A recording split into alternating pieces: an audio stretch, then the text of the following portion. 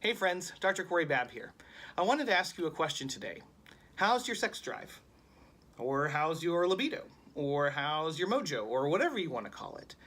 You know, if you think about sexual issues, problems with low sex drive or low sexual desire are incredibly common, affecting around 9% of women in the United States ages 18 and older. Now, there's unfortunately a strong misconception that there's nothing that we can do about this, and that this complaint should just be dealt with, and well, it's a natural effect of aging or being in a relationship for a long time or something like that. The truth is, there's lots to this, and there are lots of therapies available for women that suffer from this problem. Do you want to know more? Come with me today on my Intercourse Discourse when we talk about low sex drive.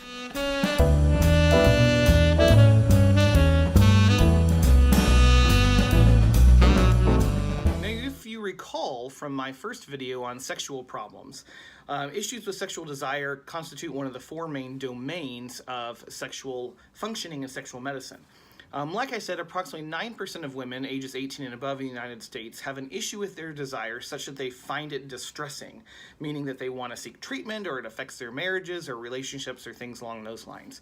The fact of the matter is a much higher number of women, approximately 30% of those suffering from sexual problems, will report desire issues, but they just don't really rate it as distressing.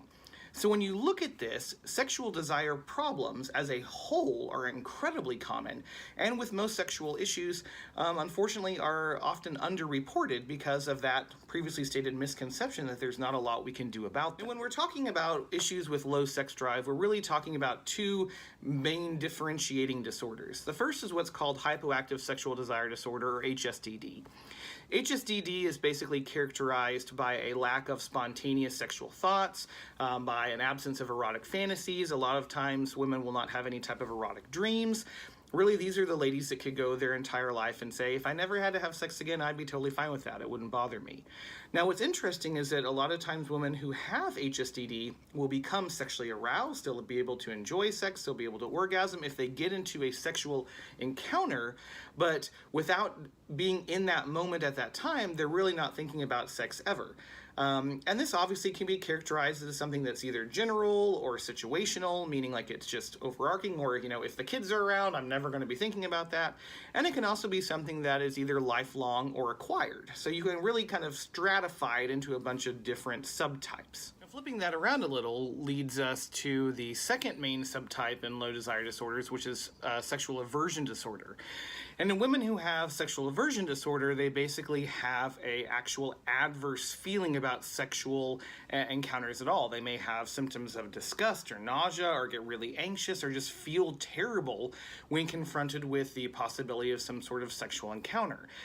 These are ladies that will go their entire life without having any sexual desire because the thought of engaging in sexual activity causes such a bad or malignant psychological response. Now that we've identified the two main subtypes of low sexual desire disorders, we need to kind of talk a little bit about why they happen. We're really going to focus more on HSDD because it is more common of the two and is actually more easily explained. So when you think about sex drive, you know, kind of imagine that your sex drive is kind of like a car. And much like any car these days, you've got an accelerator and you've got kind of your gas pedal.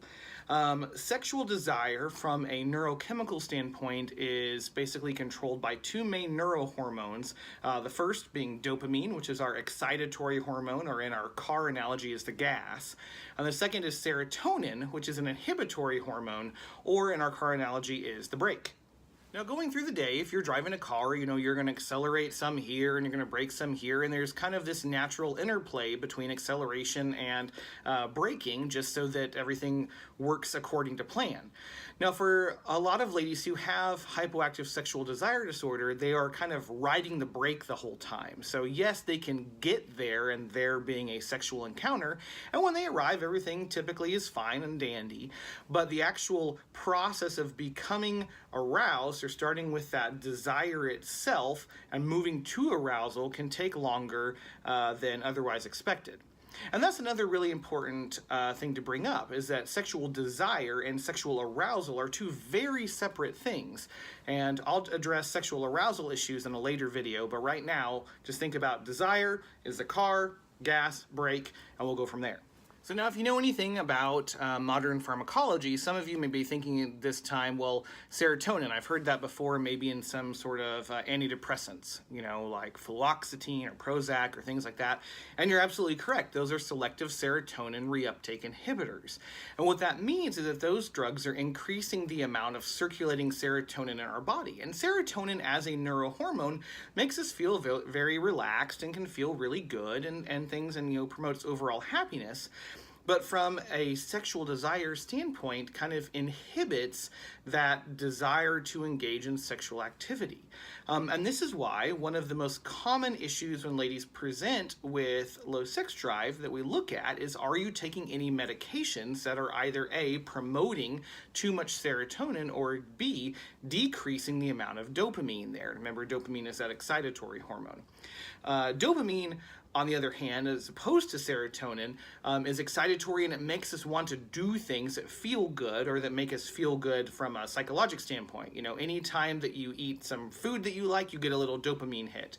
Anytime that you play a game on your phone and it sends a little bell, or you get a little badge or whatever it may be, you're actually getting a little surge of dopamine.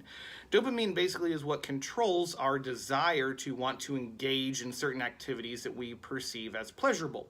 So knowing that, you can extrapolate it to saying, well, a lady that has hypoactive sexual desire disorder would have low dopamine because they're not wanting to engage in that sexual activity, and their serotonin, may be higher than expected because they're still being inhibited. So those are kind of the key hormones that we look at when we talk about some of the treatments for HSDD. So as far as treatments go, we can really divide these into pharmacologic therapy and non-pharmacologic therapy. As far as the non-pharmacologic or non-medication-wise therapies, we have a few different subtypes. The first, and probably the most well-studied, if you look at the literature, is using some sort of counseling or psychologic therapy to help couples or women who are dealing with this disorder kind of overcome the feelings and the mood and the psychoses associated with having low sex drive. And this can take the form, obviously, of sex therapy, or can take the form of behavioral therapy if there's some sort of, avoidance-type behavior there. One of the other things that we know is that the brain, being the most important organ when it comes to sexual desire, has a large amount of what's called plasticity. And plasticity basically is the brain's ability to change and evolve due to different stimuli. So if you have a person who has low sex drive and you are basically making them actively think about engaging in sexual activities, or they're reading erotic literature or potentially watching pornography or things along those lines that are kind of making their brain say sex, sex, sex, sex, the thought is that due to the brain's ability to adapt, it will start to create some new tracks, if you will, or new roads for your sex car to drive down. And therefore, that would make you more likely to want to engage in sexual activity because those new roads are there and are easily traversed. For pharmacologic therapies, there unfortunately aren't the same number of options available to help ladies who have a low sex drive. Now, in the postmenopausal patient population especially, the use of testosterone supplementation is fairly well documented and well studied, because we know that testosterone, along with estradiol and progesterone, decrease as part of the natural menopausal process. Now, you can still see ladies who are premenopausal that have low testosterone, especially if they've been on a long-term course of oral contraceptive pills or on other medications that naturally lower that testosterone level. So in these patients who are hypoandrogenic or have a low testosterone, supplementing with testosterone can definitely be beneficial in helping their sex drive. Now, outside of hormonal supplementation, we have one FDA-approved medication for low sex drive in women, and that is Addy, or the generic name for that is flibanserin. Now, Addy basically is what's called a serotonin agonist-antagonist, and what that means is it increases the amount of dopamine-like serotonin neurotransmitters in the brain while decreasing the more serotonergic type of inhibitory transmitters in the brain.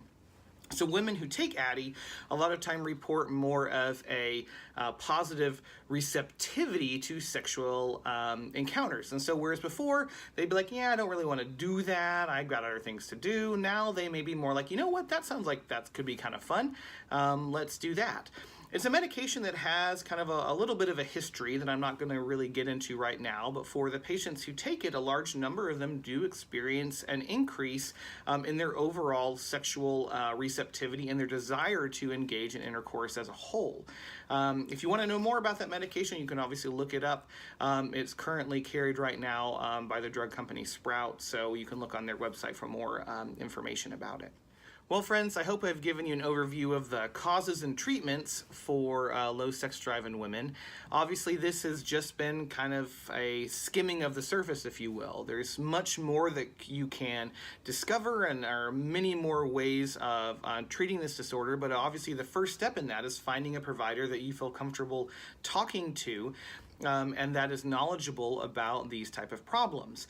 As such, I really recommend that you check out the International Society for the Study of Women's Sexual Health, or ISWISH. There's their website right up there. They have a lot of good information, not only on these type of disorders themselves, but also on information on how to contact providers who are skilled or knowledgeable in treating sexual problems. Other than that, I'm Dr. Corey Babb. I hope that you've enjoyed this video. Please subscribe to my channel. And when you do, make sure you ring that bell so that you'll be notified for new videos. I'm hoping to put about 1 to 2 out every week, and obviously please share if you like what I'm doing. Otherwise, I hope you have a great rest of your week, and I'll see you next time.